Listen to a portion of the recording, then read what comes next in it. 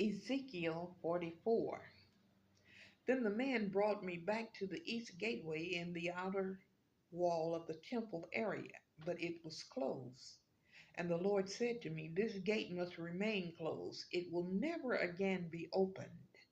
No one will ever open it and pass through it. For the Lord, the God of Israel, has entered here. Therefore, it must always remain shut. Only the prince himself may sit inside this gateway to feast in the Lord's presence.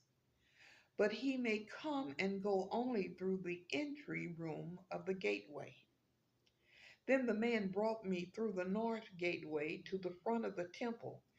I looked and saw that the glory of the Lord filled the temple of the Lord, and I fell face down on the ground.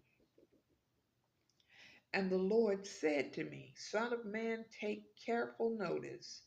Use your eyes and ears and listen to everything I tell you about the regulations concerning the Lord's temple. Take careful note of the procedures for using the temple's entrances and exits. And give these rebels, the people of Israel, their message from the sovereign Lord. O people of Israel, enough of your detestable sins.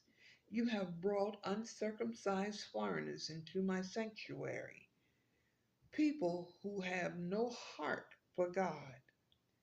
In this way you defiled my temple, even as you offered me my food, the fat and blood of sacrifices. In addition to all your other detestable sins, you have broken my covenant. Instead of safeguarding my sacred rituals, you have hired foreigners to take charge of my sanctuary. So this is what the sovereign Lord says: no foreigners, including those who live among the people of Israel, may enter my sanctuary if they have not been circumcised and have not surrendered themselves to the Lord. And the men of the tribe of Levi who abandoned me when Israel strayed away from me to worship idols must bear the consequences of their unfaithfulness. They may still be temple guards and gatekeepers, and they may slaughter the animals brought for burnt offerings and be present to help the people. But they encourage my people to worship idols, causing Israel to fall into deep sin. So I have taken a solemn oath that they must bear the consequences of their sins, says the sovereign Lord. They may not approach me to minister as priests. They may not touch any of my holy things or the holy offerings, for they must bear the shame of all the detestable sins they have committed.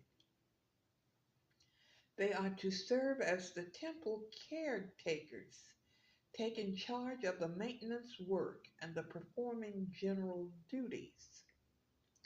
However, the Levitical priests of the family of Zadok continued to minister faithfully in the temple when Israel abandoned me for idols. These men will serve as my ministers. They will stand in my presence and offer the fat and blood of the sacrifices, said the sovereign Lord. They alone will enter my sanctuary and approach my table to serve me. They will fulfill all my requirements. When they enter the gateway to the inner courtyard, they must wear only linen clothing. They must wear no wool while on duty in the inner courtyard or in the temple itself. They must wear linen turbans and linen undergarments. They must not wear anything that will cause them to perspire. When they return to the outer courtyard where the people are, they must take off the clothes they wear while ministering to me. They must leave them in the sacred rooms and put on other clothes so they do not endanger anyone by transmitting holiness to them through this clothing. They must neither shave their heads nor let their hair grow too long. Instead, they must trim it regularly. The priests must not drink wine before entering the inner courtyard. They may choose their wives only from among the virgins of Israel or the widows of the priests. They may not marry other widows or divorced women. They will teach my people the difference between what is holy and what is common, what is ceremonially clean and unclean. They will serve as judges to resolve any disagreements among my people. Their decisions must be based on my regulations, and the priests themselves must obey my instructions and decrees at all the sacred festivals, and see to it that the Sabbaths are set apart as holy days. A priest must not defile himself by being in the presence of a dead person unless it is his father, mother, child, brother, or unmarried sister. In such cases, it is permitted. Even then, he cannot return to his temple duties only after being ceremonially clean and then waiting for 7 days. The first day he returns to work and enters the inner courtyard and the sanctuary, he must offer a sin offering for himself, says the sovereign Lord.